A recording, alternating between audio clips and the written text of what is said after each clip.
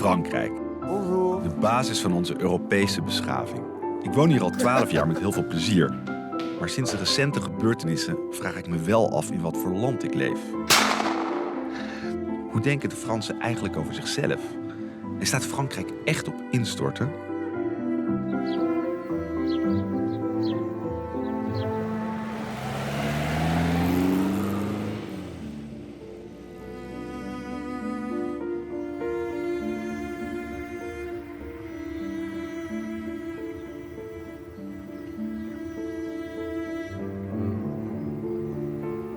Ondertussen op het Franse platteland. In de steden aan de grenzen van Frankrijk gebeurt er van alles. Maar hier...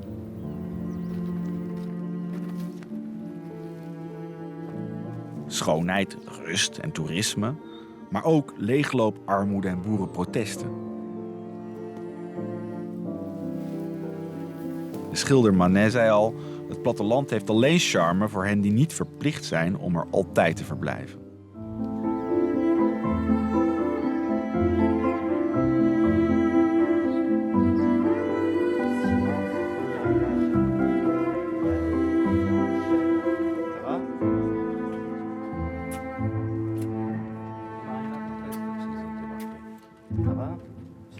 Comment ça s'appelle ici?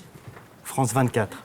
Qu'est-ce que c'est exactement? C'est une chaîne d'information française internationale qui diffuse sur les 3 langues, français, anglais et arabe. Et là, c'est live. Hein? Là, on est en direct. Voilà. Sur la planète entière. Dans le monde entier. Dans le monde entier. Dans le monde entier. C'est super.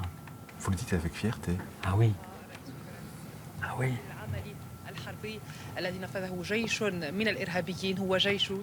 Onze tocht naar het Franse platteland begint hier in Parijs, in de wijk waar alle televisiekanalen zitten. En ook het Franse CNN, France 24, wordt de hele wereld uitgezonden. Maar ook hier is het platteland en zijn er boerenzonen. Boerenzoon Clément Raymond werkt als belichter in de televisiestudio's van France 24. Hij logeert in Parijs en gaat 1 keer per week naar huis.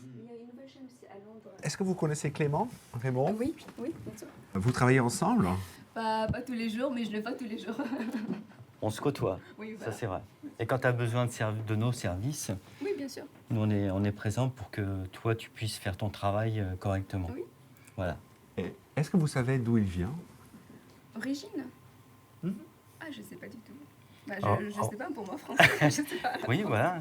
Je viens d'un tout petit pays, d'une petite région qui s'appelle Chinon. C'est à 300 km d'ici, de Paris. D'accord. Donc voilà, je viens de là et c'est mon bled, quelque part. Ok. Voilà. Alors ici, c'est le studio A. C'est notre plus grand studio.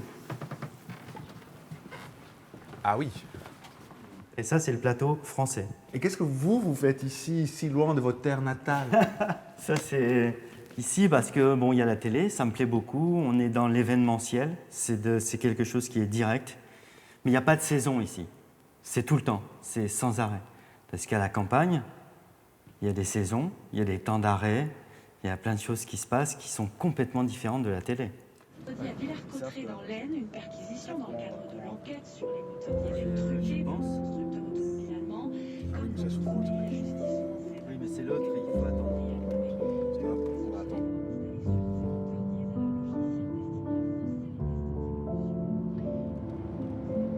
J'en ai 3.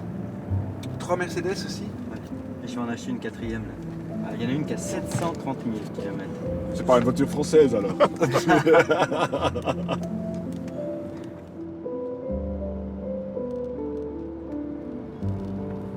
C'est qui ce personnage? C'est Rabelais ça. Ah oui, La statue de Rabelais. il vient d'ici. Terug naar de geboortegrond. De Franse auteur Rabelais schreef in 1532 dat hier de oorsprong van de mensheid ligt.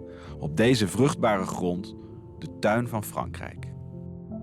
Het bezit van land is hier een soort basale emotie. En het geldt zeker voor de familie van Clément.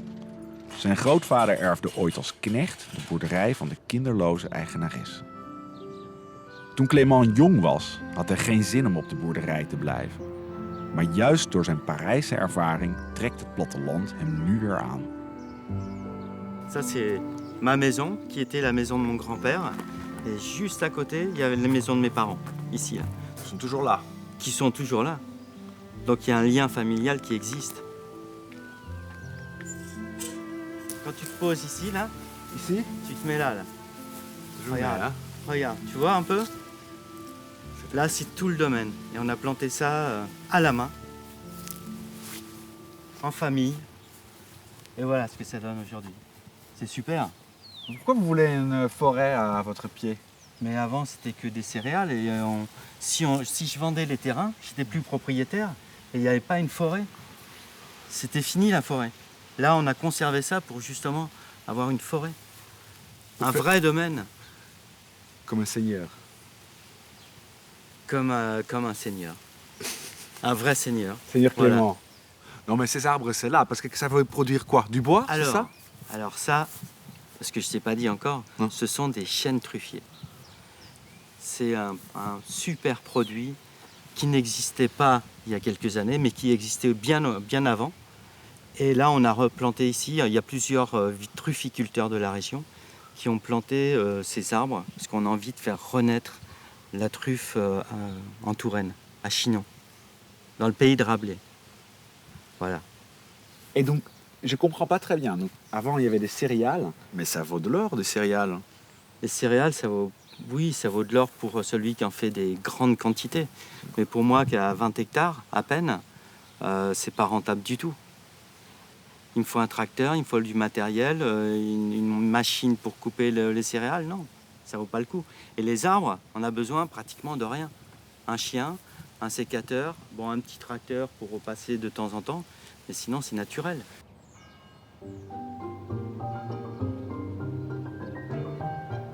Om de hoek bij Clément neem ik mijn intrek in een chique boerderij uit de 19e eeuw. Met een oude Lada trek ik erop uit. En eerlijk gezegd geniet ik met volle teugen.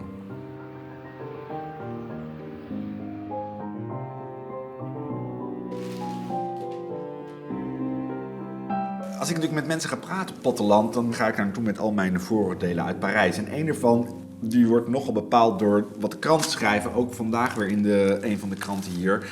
Eén grote ellende in Frankrijk en ook het platteland. Stakende boeren, dokters zijn niet blij, leraren zijn niet blij.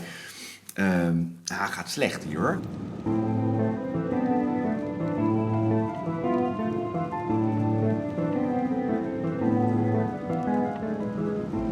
Het bleef me bezighouden. Wat voor ellende is hier dan eigenlijk? Of is het weer allemaal opgeklopt door de media? Een eerste hint dat het hier echt niet allemaal perfect is, krijg ik van het plaatselijk orakel, de pizzaboer.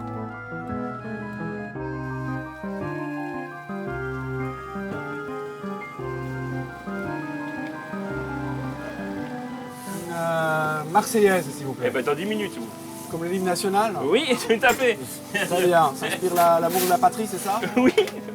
Non, pas vraiment ça, mais bon. Pas vraiment ça, c'est pas ça. On peut chanter entre-temps. Allons, enfants de la patrie. Avec le temps qu'il fait, ouais, ça va peut-être le réchauffer. Je sais pas. Peut-être que ça va déclencher une prochaine révolution. Ah ben, je sais pas. Ils en faudrait peut-être une, ça serait peut-être pas mal. Vous pensez? Ah bah je pense, ouais. Pour Et faire quoi? Vu la situation actuelle, ça va pas aller. Hein. On va pas dans le bon sens, je pense pas. Hein. La France, enfin je sais pas si ça va dans le bon sens, c'est pas à moi de le dire, mais bon. J'ai pas cette impression-là en tout cas. Qu'est-ce que vous inquiétez? Le travail, moi ce que j'aimerais bien, c'est que tout le monde ait du travail pour qu'on puisse voilà, on marche à nous aussi. Hein. Ouais. Parce qu'en ce moment ça tire dur. Hein. On voit bien depuis 2008, moi je vois bien, il y a une sacrée baisse de chiffre d'affaires. Hein. Ouais. Et ça fait mal. Voilà, au revoir madame. Bonne soirée, au revoir. Alors. Donc ça va pas dans le bon sens, vous disiez? Bah je pense, c'est bon. Bah non, parce que vu comment ça tourne en ce moment, non, moi j'ai l'impression qu'on... Après, on n'est pas politicien, hein, c'est pareil, je suis pas politicien pour dire ça, mais... Et vous pensez qu'ici, à la campagne, c'est plus difficile qu'à Paris? Je pense, oui. Ah bah surtout, des villes comme Chinon et les petites villes comme ça, à part les vignes, il y a quoi hein, les gens n'ont pas trop de possibilités de travailler. Hein. Moi je vois bien, à part dans les vignes, il n'y a pas grand chose. Hein. Ouais, y a un super... Beaucoup de gens me disent la même chose. Hein. Ouais.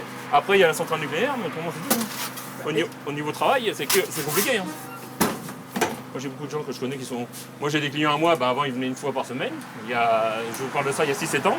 Maintenant, ils viennent une fois par mois. Ouais.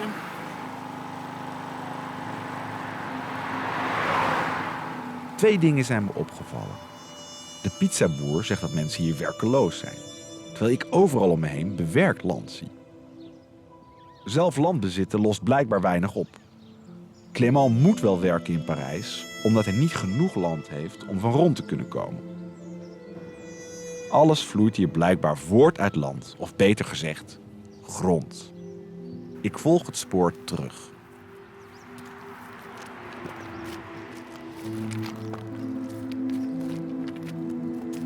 Over dit spoor rijdt al heel lang geen trein meer. En toch was dit de vooruitgang in Frankrijk. Vanaf de late 19e eeuw was het land vol met dit soort spoorlijnen. Die stopten voor kastelen, verbonden steden met elkaar. De Belle Époque. Ik stel me zo voor dat de chique eigenaren en hun gasten van het wijnchâteau hier de trein voor zich lieten stoppen. Om naar de stad te gaan of weer terug te komen. De spoorlijnen zijn helemaal niet meer in gebruik. Stilgelegd. Frankrijk is nog de top van de treinenland natuurlijk met al die TGV's, maar die stoppen niet meer op dit soort plekken. Die denderen van de ene grote stad naar de andere, ver voorbij het platteland.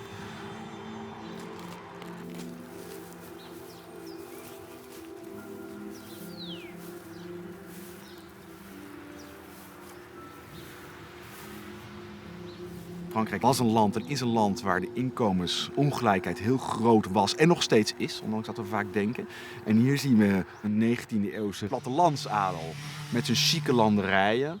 Heel mooi, ik word er met jaloers van. Stel je voor dat je daar woont, de trein stopt voor de deur. En tegelijkertijd woonden hier omheen ongelooflijk veel arme boeren. Die mochten wel stemmen, maar allemaal gelijke, broederlijke burgers. Die in alle vrijheid mochten volgen wat de grote heren, sorry ik wil geen populist zijn, daar besloten. Ondanks het republikeinse ideaal van gelijkheid bleven de grootgrondbezitters ook na de revolutie eeuwenlang over hun landerijen heersen. Is er eigenlijk wel zoveel veranderd? Allez, venez les chiens. Parce que là, c'est pas un parcelle, ça c'est juste... C'est des bois, donc la truffe naturellement pousse de manière sauvage. Et c'est comestible. Ah, tout à fait, tout à fait. Serge de Sazard de Montgaillard is een 16e generatie afstammeling van de ouders van Jeanne d'Arc. Met zijn ervaring als manager in de Parijse modewereld is hij nu bezig om hier een domein van 200 hectare truffels op te bouwen. Onder de merknaam de Truffelbaron. Cherche, Bobby, Bobby. Cherche la truffe. Ah, il y a quelque chose là? Oui, c'est bien, c'est bien. Là, doucement, doucement. Alors. Regardez. Ah, ça y est, il l'a éjecté. Voilà notre première mésentérique. Il a malheureusement donné un petit coup dessus. Voilà. Donc il est bien? Ah, celle-là, elle est bien. C'est pas des grosses truffes ici. Non. La mésentérique n'est jamais une grosse truffe, mais celle-ci, surtout, il faut la sentir. C'est surtout ça, il faut la sentir. C'est ça qui va nous dire si elle est bonne. Mais non, c'est un super parfum, ça. Ah oui. Alors c'est particulier, ça sent un peu le gaz au début. Ça pèse combien la petite qu'on a vue là? Oh là, on doit être... on dépasse les 10 grammes, on doit être à 15-20 grammes. 15 grammes. Ils valent combien par kilo? Alors ici, la truffe de Meuse, on peut la trouver jusqu'à 400 € le kilo. La Mélano, elle, va être beaucoup plus chère. On va commencer, on va dire, à 800. Sur les marchés, on peut la trouver entre 7 et 900. Et après ça, généralement, dans les villes, on va la trouver rarement en dessous de 1000. Mais sur Paris, ce sera dans les grandes capitales, c'est entre 1500 et 3000 € le kilo.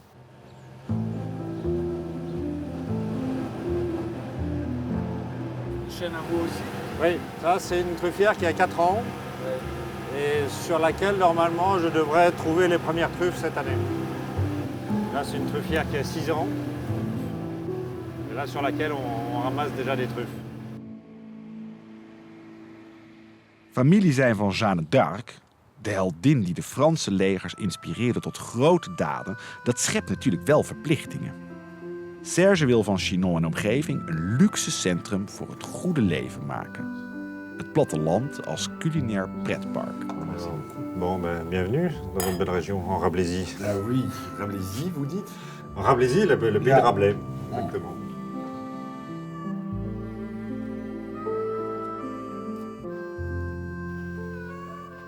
C'est vrai que pour la petite anecdote, quand on va effectivement visiter la maison de Jeanne d'Arc à Domrémy, on regarde son arbre généalogique et effectivement on retrouve par le biais d'un de ses frères la famille.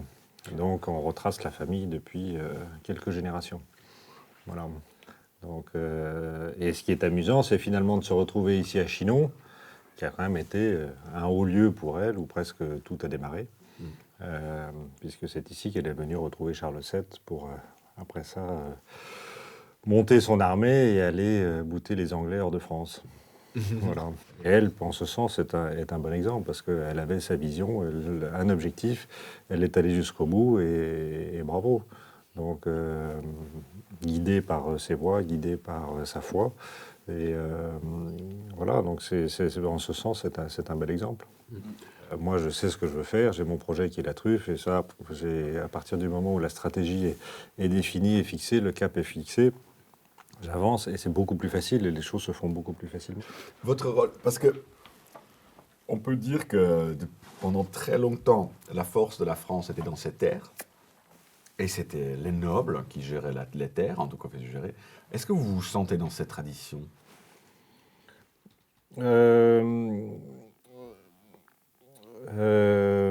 Comment dire, comment expliquer? Le monde a changé, donc y a forcément la noblesse n'est plus là, même si on peut considérer aujourd'hui que certains hommes politiques peuvent nous faire penser à certaines vieilles familles nobles. Une fois encore, il y a un héritage qui est une chose, mais c'est surtout ce qu'on en fait. Et c'est ce qui m'importe, finalement, c'est de voir ce qu'on peut réussir, ce que je peux réussir à en faire et à transmettre éventuellement aux générations futures.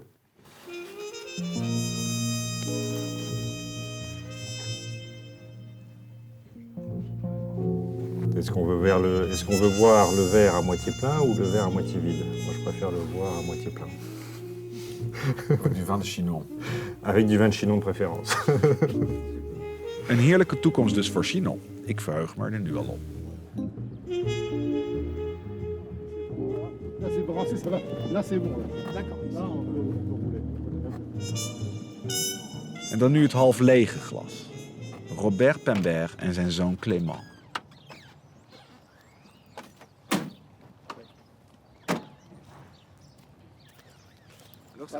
Voilà, c'est mon fils Clément, 16 ans. Bonjour, Voilà. Wilfred. Futur agriculteur, Ouais. normalement. Voilà. Il est à l'école à Thuré, dans la Vienne, pour l'instant. Voilà. Tu as quel âge, Clément? J'ai 16 ans. Et tu roules c'est-à-dire ça? Oui. Ce monstre-là? Oui, bah oui. Mais ils ont appris déjà à l'école à conduire. Voilà. Pour 3 ans, il va être à l'école. Voilà. Et après? Après, peut-être BTS en agroéquipement, donc tout ce qui est matériel agricole. Ah oui, pour entretenir. Oui. Et un jour? Bah, devenir exploitant agricole comme mon papa. Espérons, voilà. Ouais. Ouais, espérons. Voilà. Vous l'espérez? Peut-être, oui. Bah bon, il faudrait que la conjoncture actuelle soit mieux pour l'instant. Voilà. Qu'est-ce que ça veut dire, conjoncture actuelle? Bah, disons que le prix des céréales n'est pas au niveau qu'il devrait être, c'est ça. Voilà. Parce que vous faites ici surtout des C'est- céréales? oui, voilà. Rien d'autre? Bon, un petit peu de vigne, mais bon, j'en ai pas beaucoup. Non, mais céréales surtout. Voilà, blé, orge de printemps, orge d'hiver, un petit peu, pas beaucoup, mais bon, surtout maïs et tournesol. Voilà. Et pour cela, vous avez besoin de ça. Voilà. Céréales. Des tracteurs qui coûtent cher. Ça Bon. coûte combien? Alors maintenant, un tracteur comme ça vaut autour de 80 000 € à peu près. Oula! Voilà. C'est une belle bagnole. Voilà, oui, oui. Et comment ça marche? Je veux dire que 80 000 €, on trouve ça où? À la banque, ou si on l'a. Mais comme les banques sont frileuses, c'est le problème. Hein. Bon, il faut essayer de les faire durer plus longtemps. Hein. Ouais. Bon, le tracteur, maintenant, il est amorti. Hein, il a déjà 8 ans, il est amorti. Mais bon, c'est pour dire, ça fait quand même cher. Vous avez combien d'hectares là? Moi, j'ai 80 hectares en tout.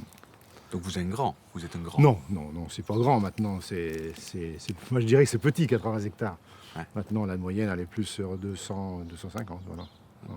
Et toi, Clément, C'est aussi les céréales qui vont... Oui, bah, c'est surtout les céréales que je voulais faire, oui. Ouais. Donc pas des truffiers. Non. Pourquoi ça vous fait rire? C'est quoi, c'est votre Bible? Non, non. Non, je sais quoi, hein. Oula.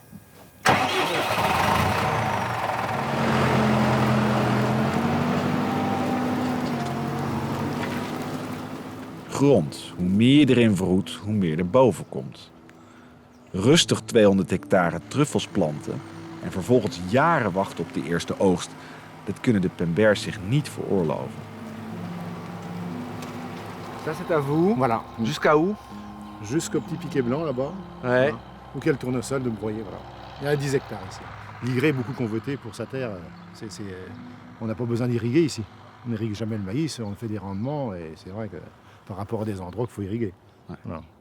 Vous êtes content que votre fils va reprendre? Oui, c'est vrai que... Oui. Bon, c'est vrai que c'est pas facile quand même parce que bon, ça, s'il restait avec 80 hectares, ça ne serait pas possible. Parce que bon, pour l'instant c'est à moi, mais après il a quand même sa sœur, il faut le partager en deux.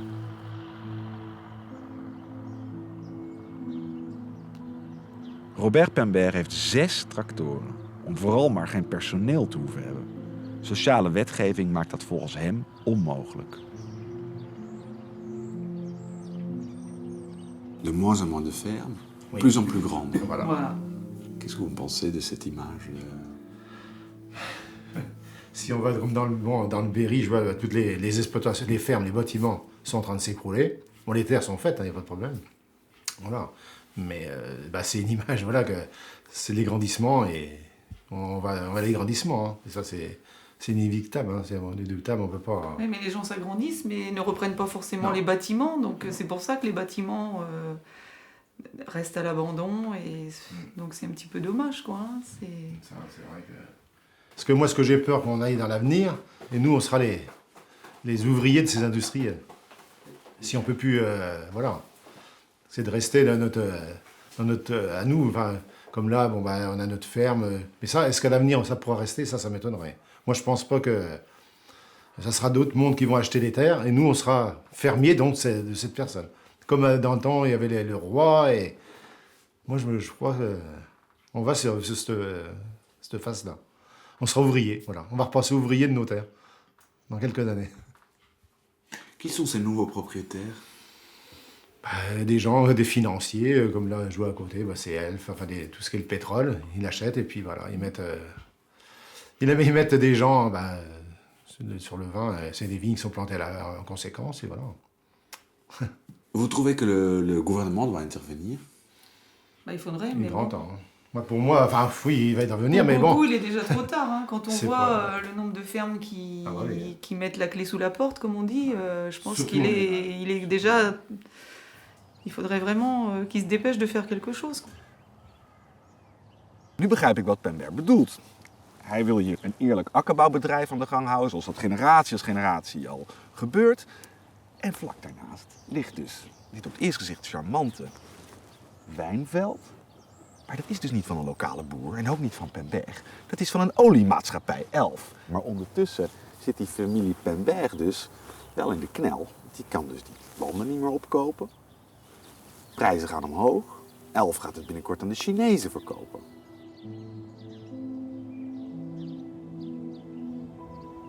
Terwijl in de steden en aan de grenzen zich een strijd tussen volken en landen afspeelt, gaat het hier veel specifieker om grond en wie daar recht op heeft. De oorzaak lijkt in beide gevallen de steeds maar voortschrijdende schaalvergroting, die samenhangt met globalisering. J'ai l'impression d'avoir deux vies. Il y en a une qui me plaît, l'autre qui me plaît aussi, mais il y en a une qui commence à prendre le dessus sur l'autre. C'est ici à la campagne. Un petit peu plus. Et avant, quand j'étais plus jeune, c'était plutôt la ville sur la campagne. Qu'est-ce qui s'est passé? Là, c'est bien. Là, je peux boire un coup avec mes copains. J'ai des copains à Paris, mais ici, la vie est tranquille. Tu te poses pas de questions. Tu peux t'habiller comme tu veux. Tu regardes comme tu veux. Personne va t'embêter de quoi que ce soit. Et puis, quand on croise un agriculteur, c'est un sacré phénomène. Chaque personnalité, c'est grandiose. Mais c'est l'âge, Clément. Oui. La campagne est pour les vieux. Non, pour la maturité, pour la sagesse. Hein?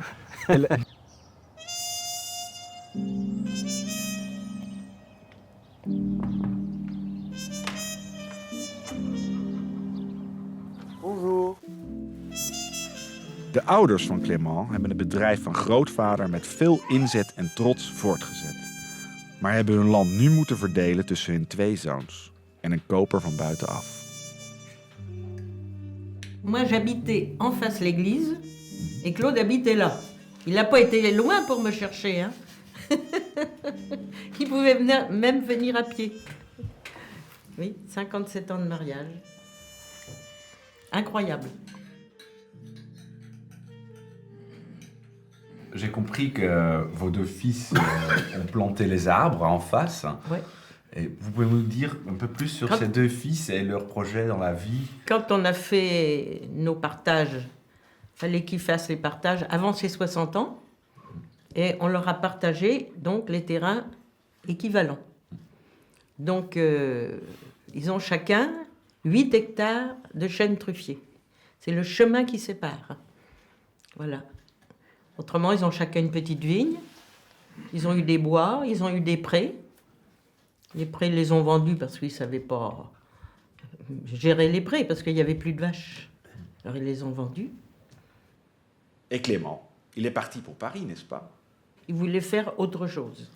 Pour lui, c'était plus intéressant d'aller à la télé que de venir là, parce qu'en campagne, on ne gagne pas beaucoup.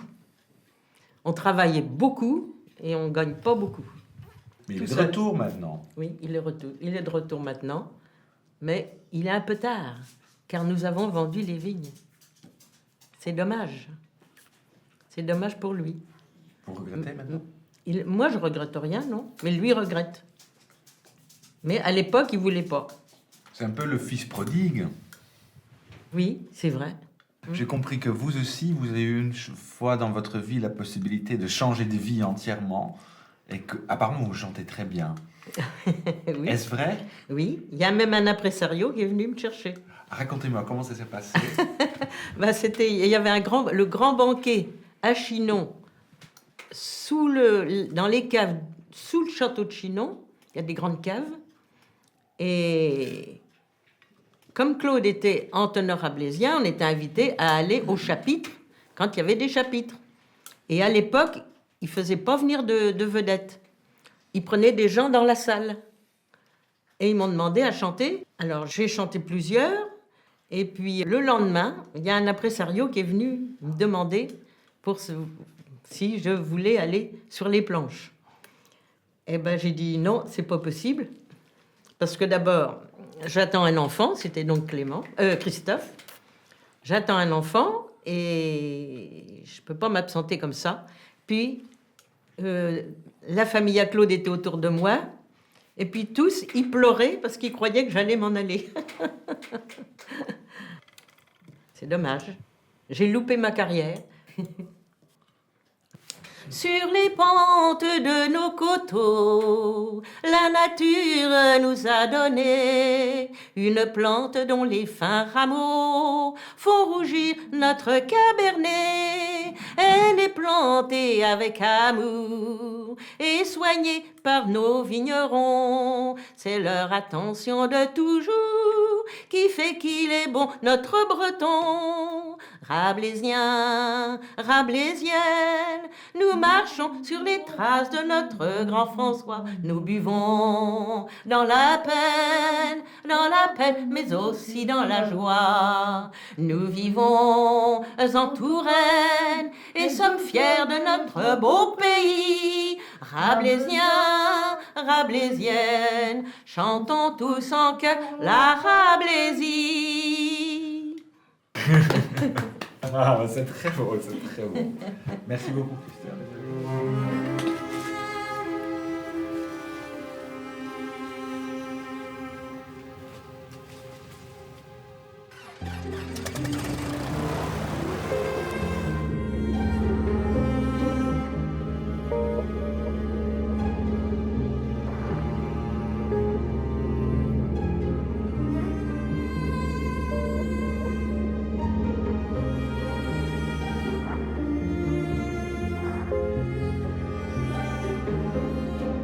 Een oud Air France-piloot laat me de schitterende omgeving zien.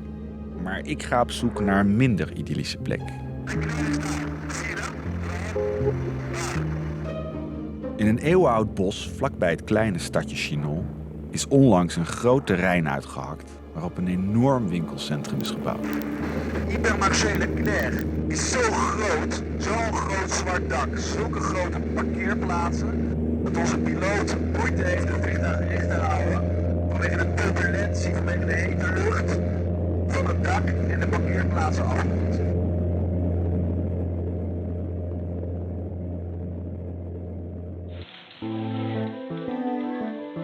Dit is gefilmd met verborgen camera in de megasupermarkt van Chinon.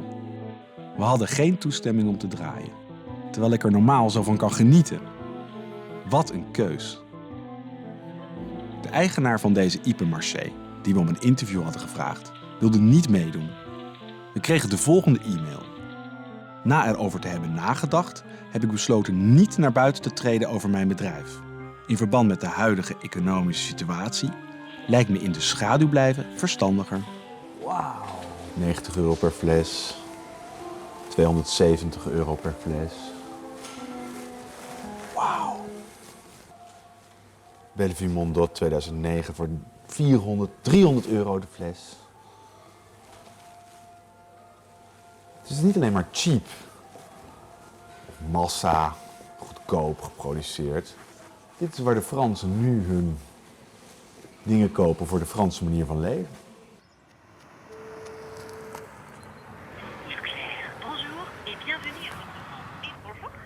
Bonjour, Wilfried de Bruin de la télévision néerlandaise. Je voudrais savoir s'il est possible de parler au secrétaire de la direction, Monsieur Jalut. Ah, et le secrétariat de la direction? D'accord. C'est dommage, parce que voilà, parce qu'on a eu un message de M. Chalut et il dit oui, je comprends, mais vu la conjoncture actuelle, il est difficile de... Maintenant, on veut rester un peu à l'ombre, il nous a dit, et on ne comprend pas très bien.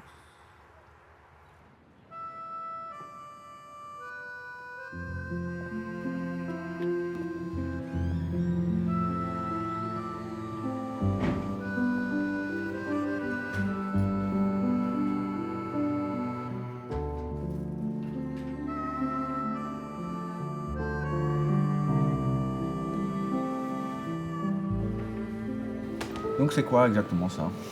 Alors, c'est de la poitrine de porc braisée confite, ça s'appelle du rion. Rion. Spécialité de la Touraine. Là, ceci, c'est une rate de porc. Vous achetez toujours votre viande ici, madame? Ah oui, c'est mon plus proche voisin. Mais je l'ai vu naître. Ah, c'est vrai? Ouais, Alors, c'est ma voisine. je suis la voisine et je l'ai vu naître. Ancienne commerçante de Chinon. Il venait me rentrer mon étalage à côté. Moi, j'ai des graines. Des graines, c'était une graine de riz, quoi. Et je sais pas ce que c'est. Ah, vous savez pas ce que c'est? Non. C'est ce qui maintenant est remplacé par les... Les gamberts. Et quand on regarde aussi dans la rue, on a plein centre de Chinon, mais ici à côté, c'est fermé. En face, cessation d'activité. À côté de ça, fermé. Voilà. Depuis, on va dire 4-5 ans, ça a beaucoup diminué en nombre de commerces. Par contre, l'été, il y a beaucoup d'étrangers, c'est bien. Votre magasin, hein, donc ça a fermé quand? Ça fait 20 ans, hein. Ouais. 20 ans qu'on n'a pas trouvé à vendre. Déjà, voilà 20 ans, on n'a pas trouvé à vendre, vous voyez. Ouais. C'était dur? Parce que Leclerc se venait de s'installer, il y avait Intermarché, Bricomarché. On avait vendu, mais ça s'est pas fait, tu te souviens? C'est ça, oui. Ouais, ça fait 20 ans. Ouais. On avait vendu à des Parisiens, puis ça s'est pas fait. Alors je suis resté dans mon magasin. Et pendant au moins 10 ans, il y avait encore l'odeur des graines dans le magasin. Ah C'était oui? magnifique. Ah oui.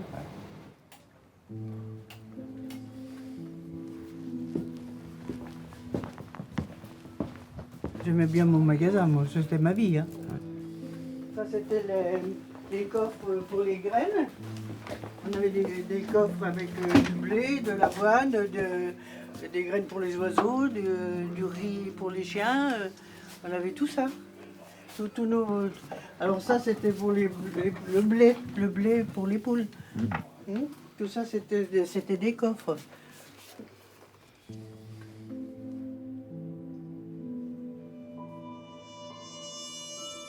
que j'entends les bruits de la rue. Et comme j'étais toujours dans mon magasin, ça me rappelle que j'étais dans mon magasin. Je suis toujours chez moi là.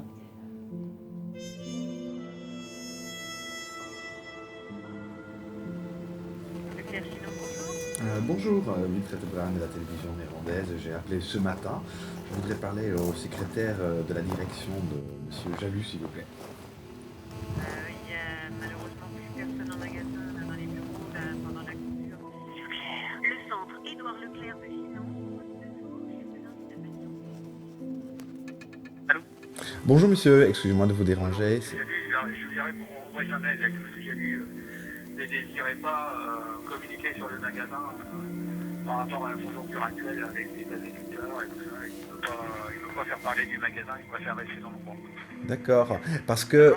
Oui, mais on voudrait comprendre, donc vous dites conjoncture actuelle avec les agriculteurs. Si vous voulez, vous connaissez la ville de Chinon ou pas? Non. Oui. Oui. Donc la ville de Chinon, quand même, le centre de la ville de Chinon est en train de mourir un petit peu quand même, étant donné que la zone du Blanc-Carrois s'est exportée sur les Hauts de Chinon. Et en plus, vous êtes, je sais pas si vous habitez.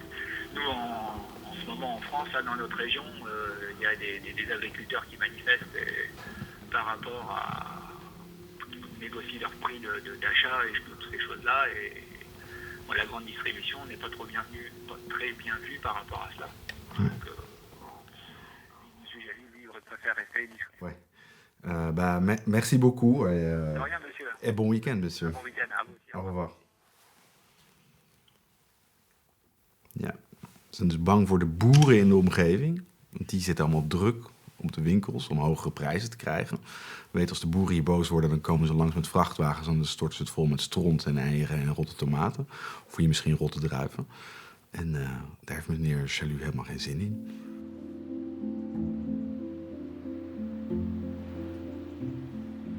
Winkels weg, boeren weg. Begrijp me goed. Ik zeg niet dat we terug moeten naar vroeger. Maar straks rijdt hier nog één gigantische, anonieme tractor rond. En moeten de bewoners de producten die ze ooit zelf verbouwden voor veel geld halen bij die ene supermarkt. Mensen van buiten komen hier dan nostalgisch genieten van een platteland dat er eigenlijk niet meer is. Was dit nodig? Waren de kleine zelfstandige boeren echt niet rendabel? Ouh, elle était... Oh. Ah oui, à la française.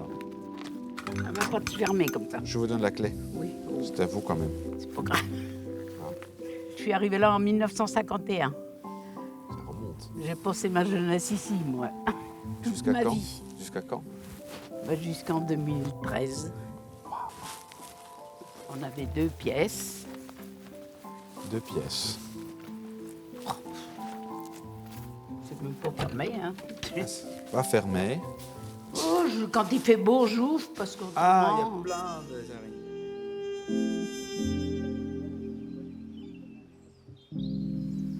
Il avait fait sa vie, quoi.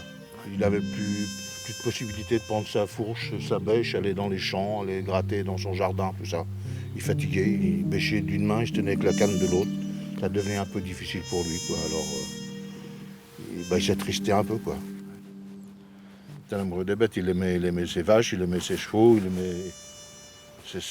avant tout, c'était un agriculteur de l'ancien temps, qui était très dur à se mécaniser. C'était très difficile pour lui d'acheter un tracteur. Lui, c'était les chevaux. Tout le monde avait son tracteur. Lui, il était encore avec ses guettes, ses chevaux, à gratter ses champs. Il avait beaucoup de peine, de mal à voir l'agriculture moderne. Lui, il était resté...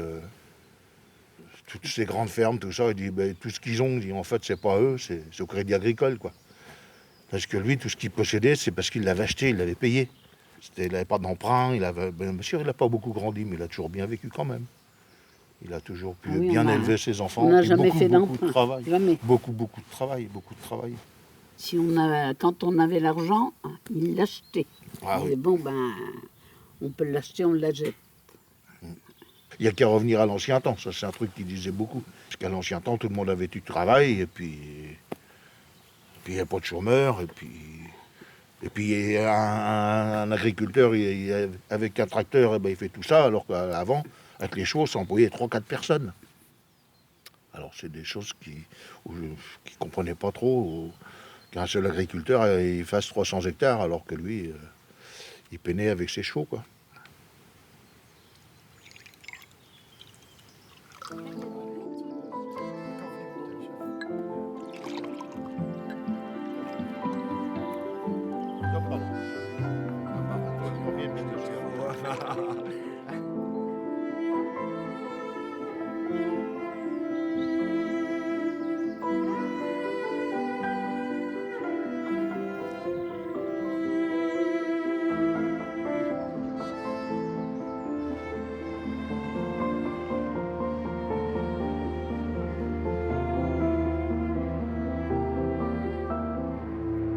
Merci d'avoir regardé mon vidéo.